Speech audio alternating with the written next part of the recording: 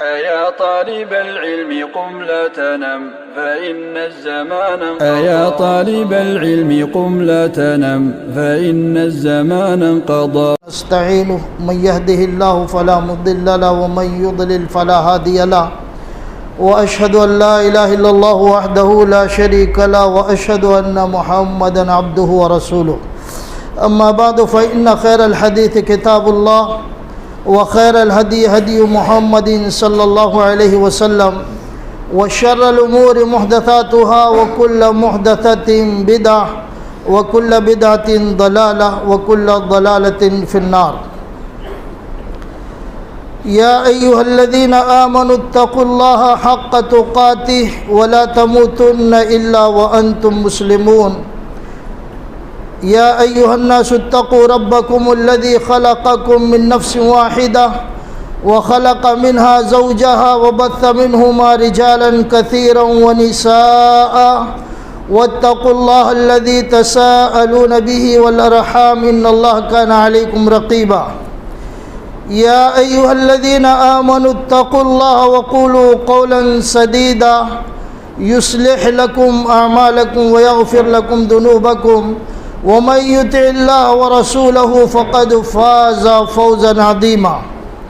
وقال تعالى في موضع آخر: أعوذ بالله السميع العليم من الشيطان الرجيم من همزه ونفخه ونفثه. بسم الله الرحمن الرحيم. وَلَقَدْ خَلَقْنَا الْإِنسَانَ وَنَعْلَمُ مَا تُوَسْوِسُ بِهِ نَفْسُهُ وَنَحْنُ أَقْرَبُ إِلَيْهِ مِنْ حَبْلِ الْوَرِيدِ إِذْ يَتَلَقَّى الْمُتَلَقِّيَانِ عَنِ الْيَمِينِ وَعَنِ الشِّمَالِ قَعِيدٌ مَا يَلْفِظُ مِنْ قَوْلٍ إِلَّا لَدَيْهِ رَقِيبٌ عَتِيدٌ وَجَاءَتْ سَكْرَةُ الْمَوْتِ بِالْحَقِّ ذَلِكَ مَا كُنْتَ مِنْهُ تَحِيدُ وَنُفِخَ فِي الصُّورِ ذَلِكَ يَوْمُ الْوَعِيدِ وَجَاءَتْ كُلُّ نَفْسٍ مَعَهَا سَائِقٌ وشهيد لقد كنت في غفلة من هذا فكشفنا عنك غطاءك فبصرك اليوم حديد. وقال تعالى: بسم الله الرحمن الرحيم. فإن تابوا وأقاموا الصلاة وآتوا الزكاة فإخوانكم في الدين ونفصل الآيات لقوم يعلمون. اللہ کے لیے ہر قسم کی حمد و ثنا، خوبی، بڑائی اور بزرگی ہے، جو ہمارا خالق ہے، مالک ہے، پالنہار ہے، اس کائنات کا بنانے والا، پیدا کرنے والا، چلانے والا، تدبیر کرنے والا ہے. ہم سب اس کے محتاج ہیں، وہ کسی کا محتاج نہیں. اور اسی نے ہماری دنیا اور آخرت کی کامیابی کے لیے ہمیں اپنے پسندیدہ دین سے نوازا، اور جس کے ذریعے سے یہ دین اللہ نے ہمیں دیا اسے ہم محمد الرسول اللہ صلی اللہ علیہ وسلم کہتے ہیں. ان پر لامحدود درود و سلام ہو. اللہم صلی علی محمد وعلی آل محمد کما صلیت علی ابراہیم وعلی آل ابراہیم انک حمید مجید. اللہم بارک علی محمد وعلی آل محمد کما بارکت علی ابراہیم وعلی آل ابراہیم انک حمید مجید. حضرات، آج کے خطبے کی کچھ باتیں یہ ایک جملے کے پس منظر میں ہیں. جو جملہ کسی نے کہا ہے کہ ہندوستان کے رہنے والے کچھ مسلمان کچھ بعض عمل کی بنیاد پر مرتد ہو جاتے ہیں یا مرتد ہیں. اس پس منظر میں یہ خطبہ ہے آج کا. آگے آپ کو بات اچھی طرح سمجھ میں آئے گی جو خطبے میں بات عرض کرنے والا ہوں. اور ایک بات یاد رکھیں کہ یہ جو خطبہ ہے یہ کسی کا جواب نہیں ہے، اور یہ ایسی بات نہیں ہے کہ اس میں ہم کوئی چیلنج اور کوئی دعویٰ کر رہے ہوں، بلکہ یہ صرف ہمارے بچوں کو سمجھانے کے لیے خطبہ ہے. ان کے دل و دماغ کو صاف کرنے اور مرتد کہنے کے بعد جو فساد پیدا ہوتا ہے وہ سمجھانے کے لیے یہ خطبے کا میں نے انتخاب کیا ہے. جواب دینا یا اس طرح کی کوئی بھی چیز، کسی نے کوئی چیلنج کیا ہے مناظرے کا تو اس کے لیے اسٹیج سجے، لوگ تیار ہوں اور پھر کہنے والا اور جو جواب دینے والا وہ موجود ہوں اور ایک دوسرے کو دلائل کے ذریعے سے مطمئن کیا جائے، وہ ایک الگ چیز ہے۔ یہ خطبے میں جواب نہیں ہے، ہم اپنے بچوں کو سمجھانا چاہتے ہیں کہ اس جملے سے کیا کیا نقصانات ہیں اور یہ جملہ کہنا چاہیے یا نہیں کہنا چاہیے، یہ چیز ہم اپنے بچوں کو سمجھانا چاہتے ہیں تاکہ ہمارے بچوں کے دل و دماغ کے اندر یا ہمارے بزرگوں کے دل و دماغ کے اندر کچھ غلط باتیں نہ سمائی رہیں، کوئی یہ نہ سمجھے کہ ہم نے اس کا جواب دیا ہے، اس لیے کہ کسی نے چیلنج کیا ہے مناظرے کا اور ہمارے بچوں نے کوشش کی کہ اس مناظرے کو منعقد کیا جائے، وہ اب تک ہوا نہیں ہے۔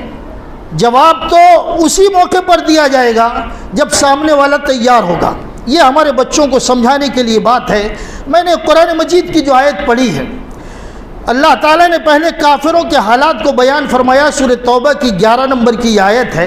کافروں کے حالات کو بیان کیا اللہ رب العالمین نے، اور ان کے حالات کو بیان کرنے کے بعد ان کو دعوت دین دی گئی، اور دعوت دین دینے کے بعد اللہ تبارک و تعالیٰ نے جو بات کہی کہ فَإِن تَابُوا وَأَقَامُوا الصَّلَاةَ وَآتَوُا الزَّكَاةَ فَإِخْوَانُكُمْ فِي الدِّينِ۔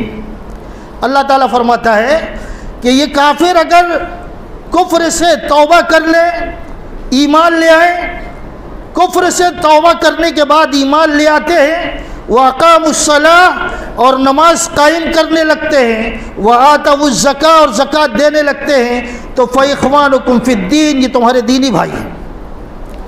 یہ جملے یاد رکھنا، ہو سکتا ہے آگے کی بات اگر یہ نہ سنو پہلے کی باتیں تو آگے کی بات سمجھ میں نہ آئے۔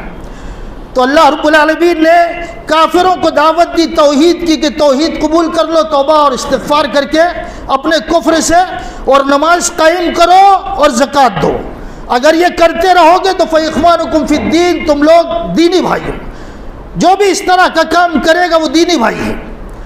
وَنُفَصِّلُ الْآيَاتِ لِقَوْمٍ يَعْلَمُونَ اللہ فرماتا ہے جانکار لوگوں کے لیے ہم آیتوں کو کھول کھول کر بیان کرتے ہیں۔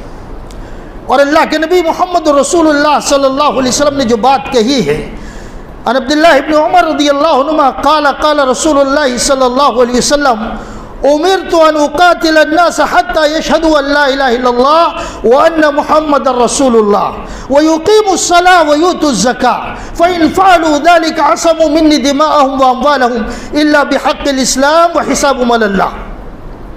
عبداللہ بن عمر رضی اللہ عنہ حدیث کے راوی ہیں، فرماتے ہیں کہ اللہ کے نبی صلی اللہ علیہ وسلم نے ارشاد فرمایا، یہاں پر ایک جملہ اور بھی عرض کر دینا مناسب سمجھتا ہوں۔ ہمارے جو بعض اہل حدیث بچے ہیں کسی کے اوپر بھی فتویٰ لگانے میں بہت جلدی کرتے ہیں، اور بعض مرتبہ ہماری زبانوں سے یہ بات بھی نکلتی ہے کہ فلاں کافر ہے، فلاں مرتد ہے، فلاں کافر ہے، حالانکہ یہ خطبہ کسی پس منظر پر ہے، لیکن اس بیچ میں آپ کو بھی سمجھانا چاہتا ہوں کہ اس طرح کے جو جملے ہیں ان جملوں کے تعلق سے کسی کے بھی بارے میں کہنے سے پہلے آپ کو 1000 مرتبہ سوچنا چاہیے کہ یہ جملہ میں کہہ رہا ہوں یہ درست ہے کہ نہیں۔ کسی پر بھی کفر کا اور مرتد کا فتویٰ لگانے سے پہلے 1000 مرتبہ سوچنا، اور کبھی بھی آپ کی زبان میں یہ جملہ نہ آئے، میں آپ کو اچھی طرح سمجھاتا ہوں، اس لیے کہ آپ خطبہ سنیں گے تو سمجھ میں آئے گا آپ کو کہ یہ کتنی خطرناک چیز ہے۔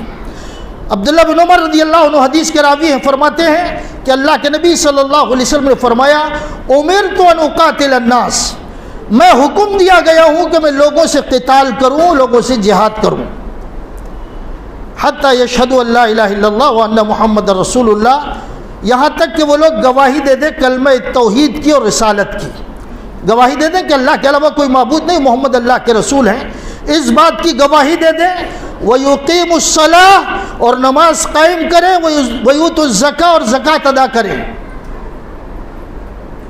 توحید کا اعلان کرنے لگے، نماز قائم کرنے لگے، زکوٰۃ دینے لگے، تو اللہ کے نبی صلی اللہ علیہ وسلم نے فرمایا کہ عَصَمُوا مِنِّي دِمَاءَهُمْ وَأَمْوَالَهُمْ، اپنے خون کو بھی اور اپنے مال کو بھی انہوں نے مجھ سے محفوظ کر لیا۔ کلمہ توحید کا اعتراف، اقرار، رسالت کو تسلیم کر لینا، نماز قائم کرنا اور زکوٰۃ دینا۔ اللہ کے نبی نے فرمایا کہ پھر ہم قتال ان سے نہیں کر سکتے، انہوں نے اپنے خون کو اور اپنے مال کو ہم سے محفوظ کر لیا، الا بحق الاسلام، سوائے اسلام کے حق کے۔ اس کا مطلب یہ ہے کہ اسلام کا حق جیسے اگر کسی مسلمان نے کسی مسلمان کو قتل کر دیا تو بدلے میں اس کو قتل کر دیا جائے گا. اگر کسی شادی شدہ نے زنا کر لیا تو اس کو رجم کر دیا جائے گا.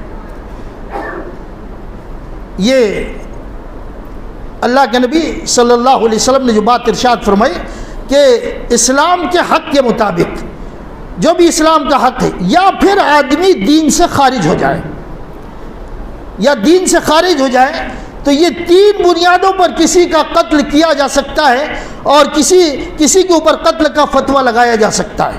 باقی اگر وہ کلمہ توحید کا اعتراف کرتا ہے، نماز قائم کرتا ہے اور زکوٰۃ دیتا ہے، تو اللہ کے نبی محمد رسول اللہ صلی اللہ علیہ وسلم نے فرمایا کہ قتال ہم پر اس کے لیے جائز نہیں ہے، اس لیے کہ کلمہ توحید کا معترف ہے، نماز بھی قائم کرتا ہے اور زکوٰۃ بھی دیتا ہے.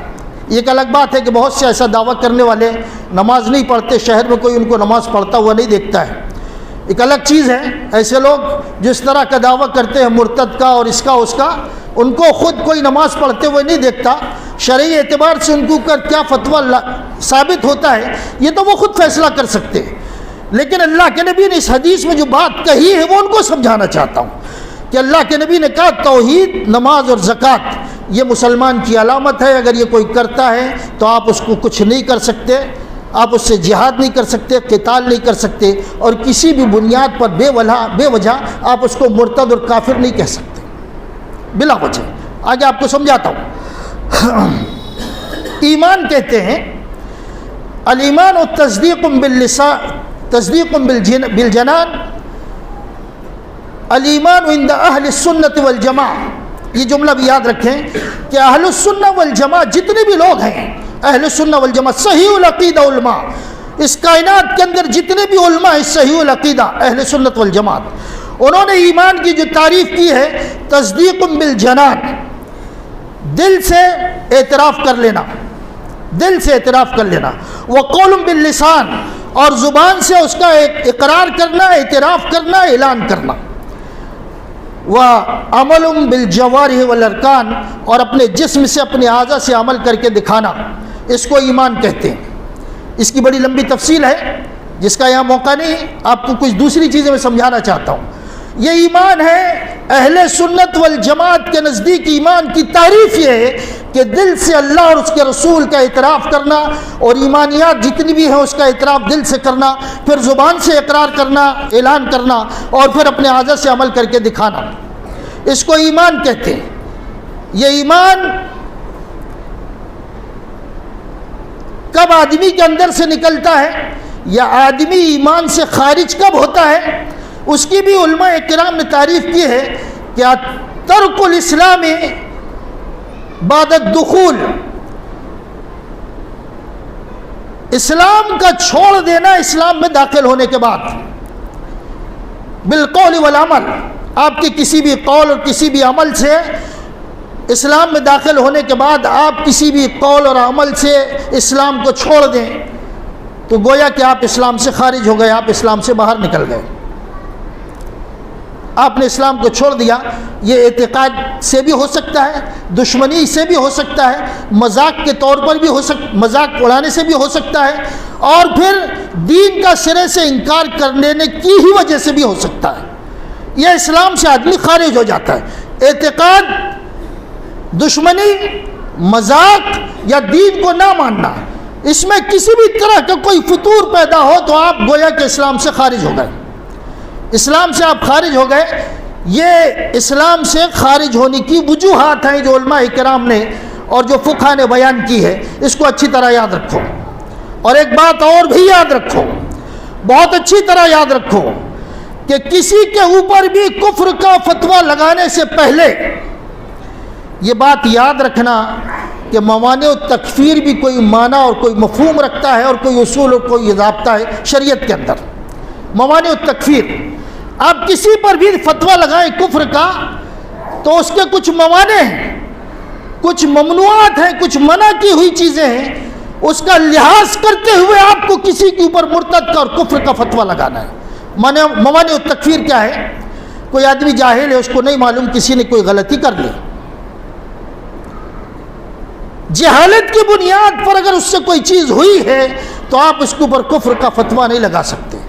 دوسری چیز ہے خطا، غلطی کی بنیاد پر کسی سے کوئی چیز سرزد ہوئی، آپ اس کے اوپر کفر کا فتویٰ نہیں لگا سکتے، مرتد کا فتویٰ نہیں لگا سکتے۔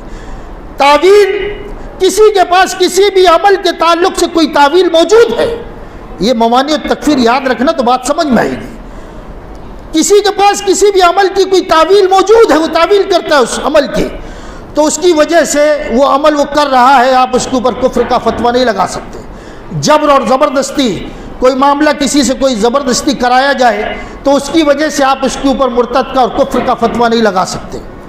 اور عاجز ہونا، پانچویں چیز عاجز ہونا۔ ہندوستانیوں یہ جملہ بھی یاد رکھنا، عاجز ہونا، آپ مجبور ہیں، عاجز ہیں، آپ دارالکفر کو چھوڑ کر دارالاسلام کی طرف نہیں جا سکتے، عاجز ہیں، اور اس کی وجہ سے دارالکفر میں بہت ساری چیزوں پر آپ کو عمل بھی کرنا پڑ رہا ہے جو کفر تک اور ارتداد تک تم کو نہیں پہنچاتی، کفر تک اور ارتداد تک نہیں پہنچاتی۔ ایسی چیزوں پر عاجز ہونے کی وجہ سے آپ کو عمل کرنا ہے۔ ایک سوال ہے، اس سوال کو کرتے ہوئے آپ سے نکلتا ہوں، آگے نکلتا ہوں کہ آپ جتنے بھی مسلمان ہوں یقین کے ساتھ دل پر ہاتھ رکھ کے بتانا کہ آپ لوگ جو ہندوستان میں رہ کر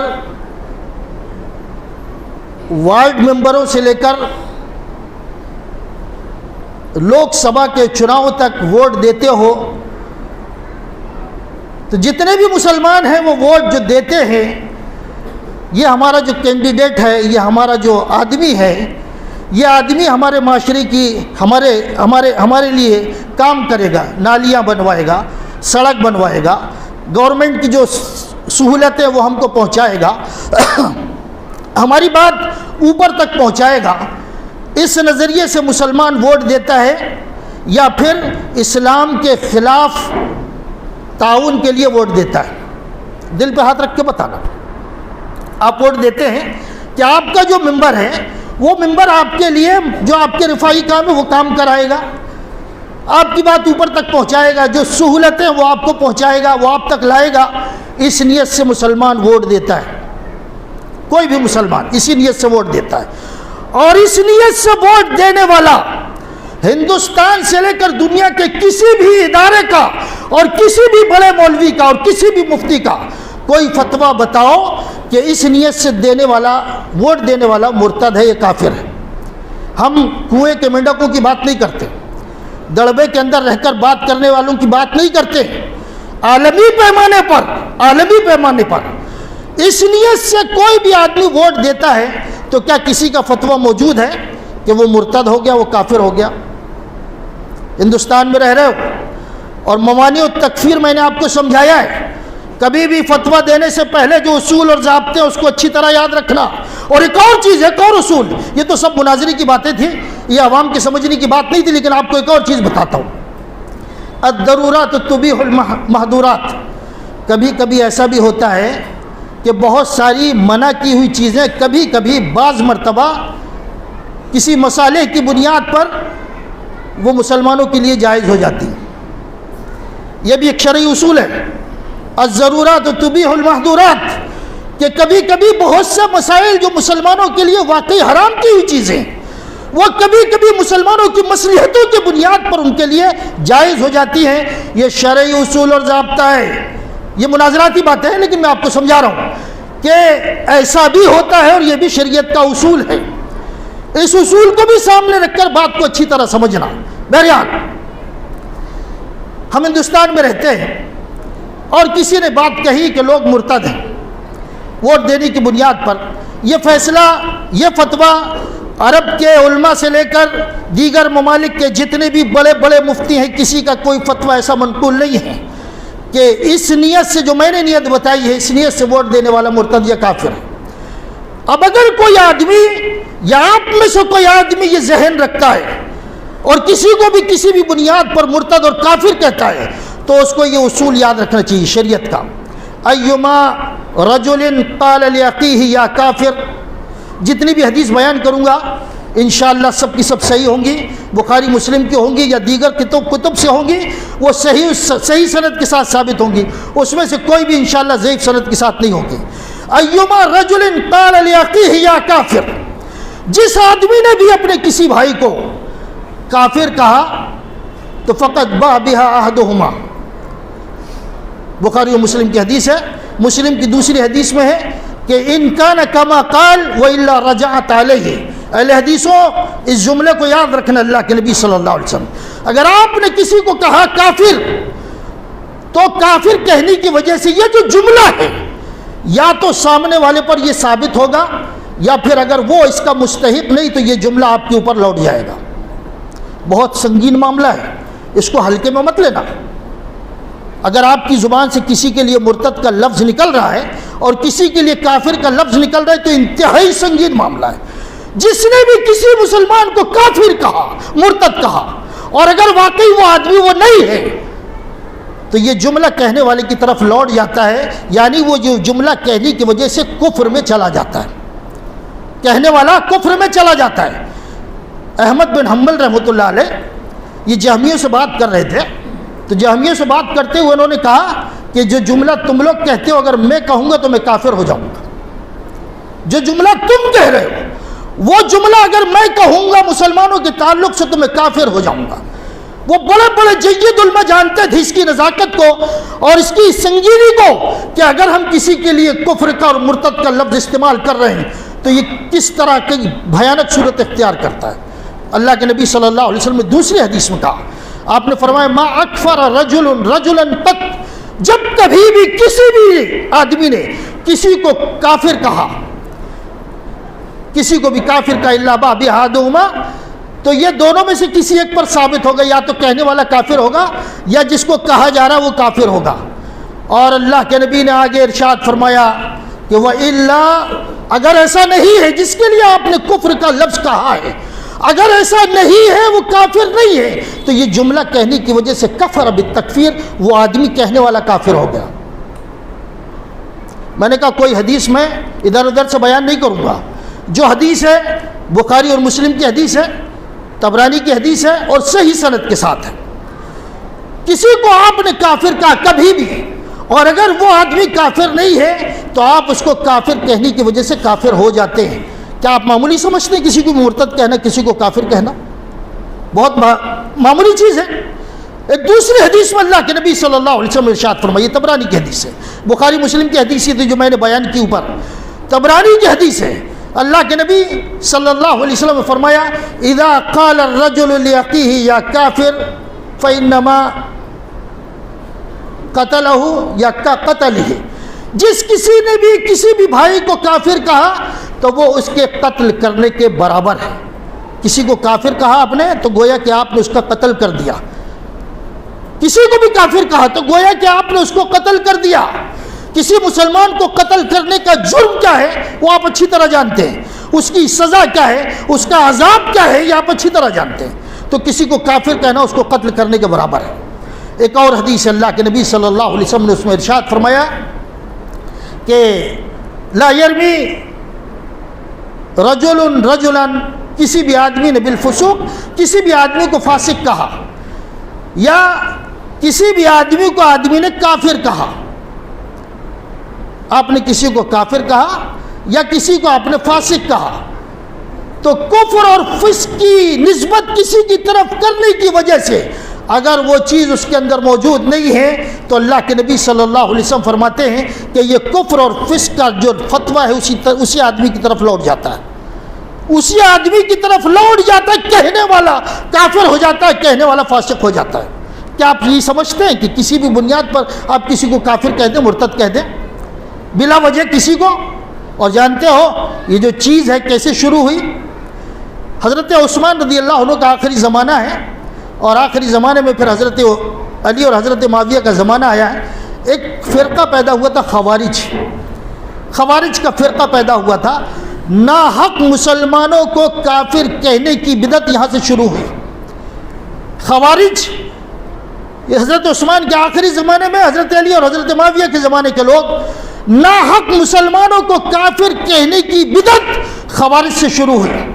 یہ خوارج ایک فرقہ تھا، یہ حضرت علی حضرت معاویہ کے سے الگ ہو کر ایک فرقہ بنا تھا خوارج کا، ایک بڑی لمبی تفصیل ہے تاریخ کے اندر۔ اس فرقے نے یہ بدعت ایجاد کی کہ مسلمانوں کو ناحق کافر کہا۔ حضرت علی کو خوارج نے کافر کہا، پھر اس کے بعد روافض پیدا ہوئے، انہوں نے صحابہ کرام کو کافر کہا. پھر اس کے بعد جو فرقہ بھی جنم لیتا ہے بدعت والا دنیا کے اندر، وہ اپنے مخالفین کو کافر کہتا ہے، مرتد کہتا ہے. اور یہ بات عقائد سے نکل کر، اعمال سے نکل کر کرسیوں تک پہنچ گئی.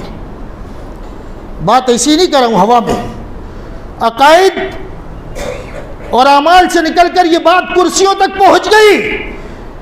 عقائد اور اعمال کی بات تو الگ ہے، کرسیاں جب ڈگمگانے لگی اور لوگوں کو محسوس ہوا کہ میری کرسی عمارت کی نکل جائے گی، تو پھر اپنے مخالفین کو لوگوں نے مرتد اور کافر کہنا بھی شروع کر دیا. بہت سنگین معاملہ ہے، بہت سوچ سمجھ کر یہ جملہ اپنی زبان پر لاؤ. اگر آپ نے کسی کے لیے مرتد اور کسی کے لیے کافر کا لفظ استعمال کیا اور اگر وہ چیز اس کے اندر نہیں ہے تو اس کی بنیاد پر، اس جملے کی بنیاد پر کفر کا اور ارتداد کا فتویٰ آپ کی طرف لوٹتا ہے.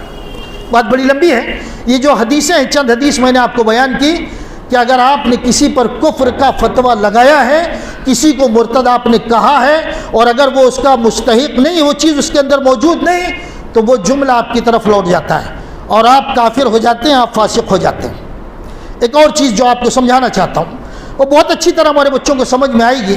ذہب جمہور الفقہاء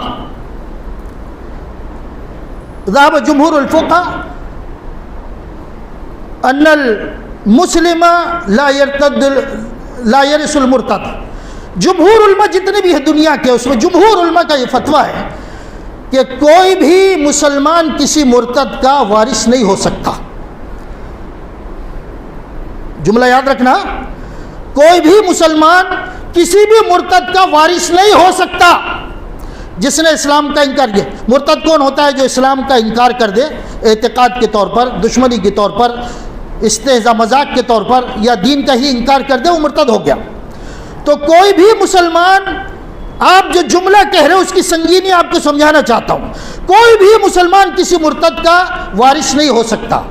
عن اسامہ بن زید رضی اللہ عنہ قال قال رسول اللہ صلی اللہ علیہ وسلم لا يرث المسلم الکافر ولا الکافر المسلم.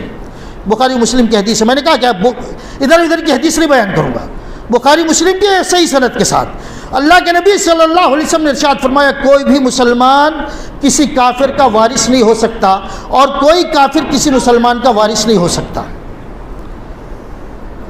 ایک دوسری حدیث ہے، اللہ کے نبی صلی اللہ علیہ وسلم نے اس حدیث کے اندر ارشاد فرمایا، عبداللہ بن مسعود رضی اللہ عنہ حدیث کے راوی ہیں، لا یحل دم امرئ مسلم الا باحدى ثلاث.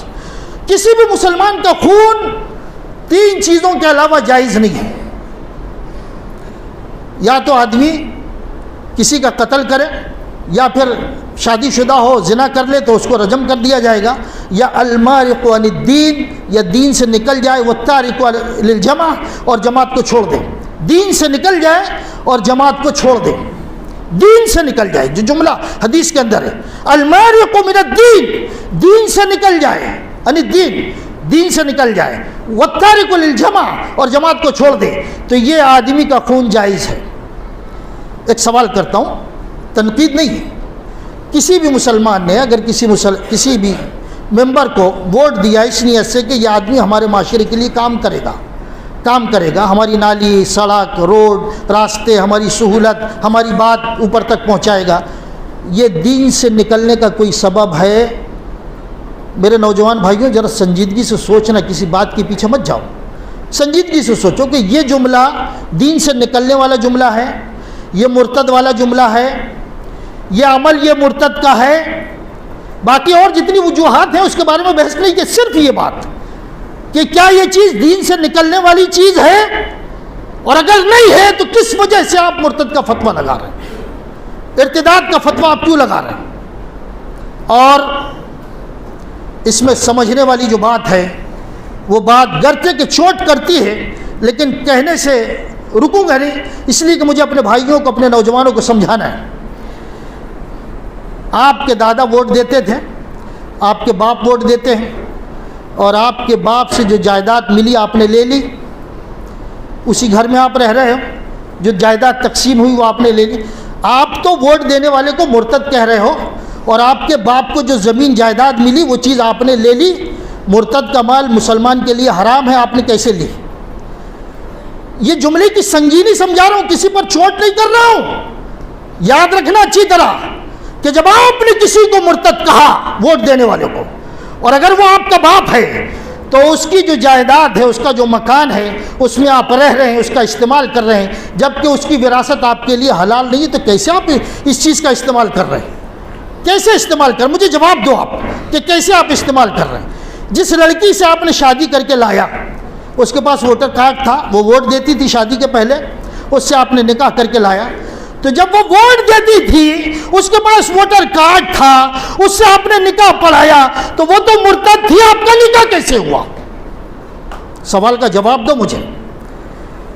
وہ ووٹ دیتی تھی، اس کے پاس ووٹر کارڈ تھا، وہ مرتد تھی، تو اس سے آپ کا نکاح کیسے ہوا؟ مرتد سے بغیر کلمہ پڑھائے وہ نکاح ہوتا ہے؟ کافر سے نکاح ہوتا ہے؟ یہ جملہ آپ کہہ رہے ہیں، اس کی سنگینی سمجھا رہا ہوں، چوٹ نہیں کر رہا ہوں کسی کے اوپر، اس کی سنگینی، اس کا جو بھیانک نتائج ہے وہ سمجھا رہا ہوں. آپ نے اگر مرتد کہہ دیا ووٹ دینے والوں کو، تو آپ نے اس لڑکی سے نکاح پڑھایا، جو بھی اس طرح کا عقیدہ رکھتا ہے، تو کیا اس مرتد لڑکی سے آپ کا نکاح ہوا؟ نہیں ہوا. تو پھر آپ نے اس کے ساتھ زندگی گزاری، وہ کیا ہوا؟ پھر بچے جو پیدا ہوئے وہ کیا ہوئے؟ جانتے ہو کتنے ایسے لوگ ہیں جو ووٹ دیتے تھے، ان کا آپ نے جنازہ پڑھایا. وہ مرتد تھا تو اس کا جنازہ آپ نے کیوں پڑھایا؟ میرے سوالوں کا جواب دو نا، کہ اگر وہ مرتد تھا تو اس کا جنازہ کیوں پڑھایا؟ جب آپ اپنے قول پر صادق ہو، سچے ہو، تو جو ووٹ دینے والا تھا اس کا جنازہ نہیں پڑھانا تھا، اس لیے کہ وہ مرتد تھا آپ کے قول کے مطابق. اور وہ آدمی، وہ لڑکا اور لڑکی جو ووٹ دیتے ہیں، جن کے پاس ووٹر کارڈ ہے، ان کا نکاح آپ نے پڑھایا. جب وہ مرتد تھے تو آپ نے نکاح کیسے پڑھایا؟ وہ نکاح کیسے ہوا؟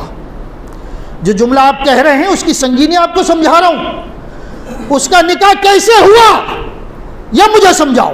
اور ایک اور بھی بات جو بڑی کڑوی ہے، ایسے عقائد رکھنے والے لوگ جو اس طرح کا عقیدہ رکھتے ہیں، جب ان کے پاس ان کی بیٹی کے لیے، ان کی بہن کے لیے کسی مرتد کا جب رشتہ آتا ہے تو رشتہ کر دیا آپ نے.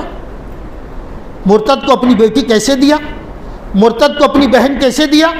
ثبوت ہے میرے پاس، ثبوت ہے میرے پاس، اور میں نے بھی ایسے نکاح پڑھائے، ایسے نکاح پڑھائے.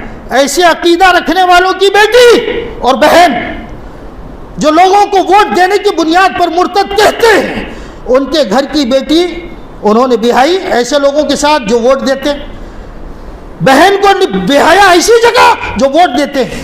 اگر یہ مرتد ہیں، اسلام سے خارج ہیں، تو اپنی بیٹی اور بہن کو دیا آپ نے. سوال کا جواب چاہیے کہ نہیں چاہیے؟ آپ یہ سنگینی ہے کہ نہیں ہے؟ یہ انتہائی درجے کی بھیانک بات ہے کہ نہیں ہے؟ ذرا آپ سمجھو تو آپ کہہ کیا رہے ہو، کیا کہہ رہے ہو؟ ایسی بہت سی مثالیں جو میں آپ کو دے سکتا ہوں، بہت سی مثالیں کہ آپ جو جملہ کہہ رہے ہیں اس کی سنگینی کیا ہے، اس کے کیا بھیانک نتائج ہیں. اور پھر مرتد کی سزا تو قتل ہے، مرتد کی سزا قتل ہے. من بدل دینہ فاقتلوہ، جس نے دین کو بدل دیا، مرتد ہو گیا، اس کو قتل کر دو. جس کو قتل کرنے کا حکم ہے اس کے ساتھ آپ کاروبار کر رہے ہیں، اس سے فائدہ اٹھا رہے ہیں، اس کے ساتھ آپ ہنس رہے ہیں، بول رہے ہیں، اس کے ساتھ آپ اٹھ رہے ہیں، بیٹھ رہے ہیں، اس کے ساتھ لین دین کر رہے ہیں، اس کے ساتھ آپ تجارت کر رہے ہیں. ابو بکر صدیق رضی اللہ عنہ نے مرتدین کے ساتھ کاروبار کیا تھا؟ مجھے جواب دو. مرتدوں کے ساتھ کاروبار کیا تھا، لین دین کیا تھا، محبت کا اظہار کیا تھا ابو بکر نے؟ نہیں، بلکہ سارے صحابہ کرام نے مرتد جو تھے ان کے خلاف جہاد کیا تھا، قتال کیا تھا. جب تک وہ اپنے ارتداد سے باز نہیں آ گئے اس وقت تک جہاد کو باقی رکھا. آپ کاروبار بھی کر رہے ہو، مرتد کہہ رہے ہو. آپ ان کا پیسہ بھی لے رہے ہو، مرتد کہہ رہا ہو. آپ ان کے ساتھ محبت کا اظہار بھی کر رہے ہو، مرتد کہہ رہا ہو. لین دین بھی کر رہا ہو، مرتد کہہ رہا ہو. ارے آپ جو جملہ کہہ رہے ہو اس کی سنگینی کا اندازہ آپ کو ہے کہ نہیں جاہلو؟ یہ جملہ کہہ رہا ہوں اس لیے کہ کہنا بھی چاہیے کہ اگر آپ کسی بند کمرے میں بیٹھ کر کوئی جملہ کہہ رہے ہیں تو اس کی سنگینی کیا ہے، اس کے کیا بھیانک نتائج. کبھی سوچا ہے؟ کبھی سوچا ہے؟ اگر آپ نے اپنی بیٹی اور اپنی بہن ایسے لوگوں کو بیاہی ہے جو مرتد ہیں، تو آپ اپنی بہن اور بیٹی کے ساتھ کیا کر رہے ہو؟ یا کسی کا نکاح پڑھایا ہے تو آپ کیا کر رہے ہو؟ یا کسی کو لایا ہے تو آپ کیا کر رہے ہو؟ ذرا سوچو تو صحیح. تو میرے بھائیوں، یہ جو مرتد کا لفظ ہے ناحق کسی بھی مسلمان پر مرتد کا لفظ استعمال مت کرو. اگر یہ وہ مستحق ہوا تو ٹھیک، ورنہ یہ جملہ تمہاری طرف لوٹ جائے گا، اور یہ بہت بھیانک سزا ہے اللہ کی طرف سے. اللہ سے دعا ہے کہ اللہ تبارک و تعالی ہمیں صحیح سمجھ عطا فرما، کتاب و سنت پر عمل کرنے کی ہمیں توفیق عطا فرما. بات اور بھی ہے جی انشاءاللہ بعد میں آپ کو سمجھائیں گے. اللہ تبارک و تعالی ایمان پر ہم کو زندہ رکھ، ایمان پر موت عطا فرما. آمین. واخر دعوانا الحمدللہ رب العالمین.